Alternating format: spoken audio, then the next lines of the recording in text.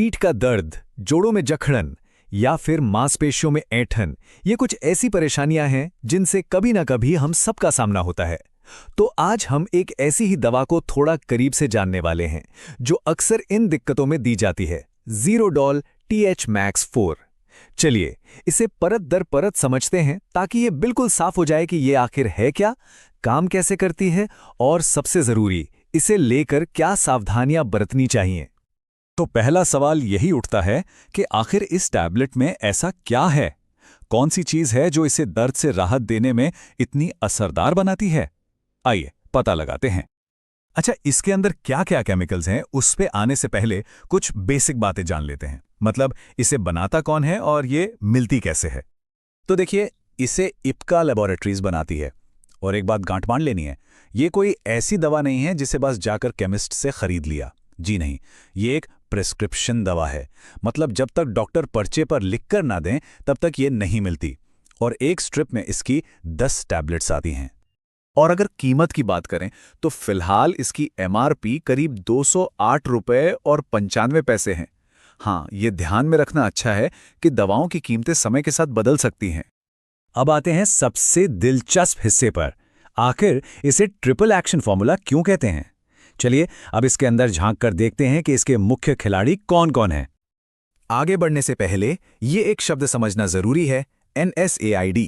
इसका पूरा नाम है non steroidal anti inflammatory drugs. अब ये थोड़ा भारी भरकम लग सकता है, पर आसान भाषा में ये वो दवाएं हैं जो दर्द, सूजन और बुखार को कम करने का काम करती हैं। और इस टैबलेट का एक हीरो इसी ग्रुप से आता है। तो ये है वो ट्रिपल एक्शन की टीम। ये कोई एक चीज नहीं बल्कि 3 चीजों का एक जबरदस्त कॉम्बिनेशन है।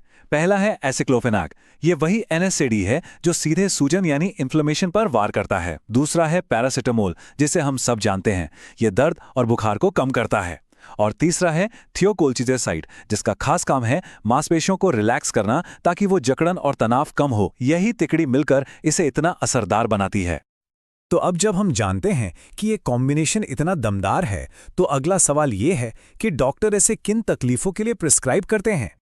इसका इस्तेमाल खास तौर पर उन हालात में होता है जहां दर्द के साथ साथ जकड़न और सूजन भी हो, जैसे वो पीठ का दर्द जो जाने का नाम ही न ले, या मांसपेशियों में अचानक आई कोई मोच, या फिर गठिया की वजह से जोड़ों में होने वाली अकड़न। ये दवा सूजन और मांसपेशियों के तनाव दोनों पर एक साथ काम करके ज्यादा आराम पहुंचाने की कोशिश करती है। ठीक है, दवा के बारे में जानना एक बात है, पर उससे भी कहीं ज्यादा जरूरी है ये जानना कि इसे लेना कैसे है, वो भी सुरक्षित तरीके से। और यहां पर डॉक्टर की भूमिका सबसे बड़ी हो जाती है। तो एक बात बिल्कुल साफ है, इसकी डोज खुद तय करने की गलती कभी नहीं करनी चाहिए। ये एक प्रोफेशनल मेडिकल फैसला है जो सिर्फ एक क्वालिफाइड डॉक्टर ही ले सकता है। और ऐसा भी नहीं है कि कोई एक फिक्स डोज है जो सब पर काम कर जाएगी। डॉक्टर कई चीजों को देखते हैं।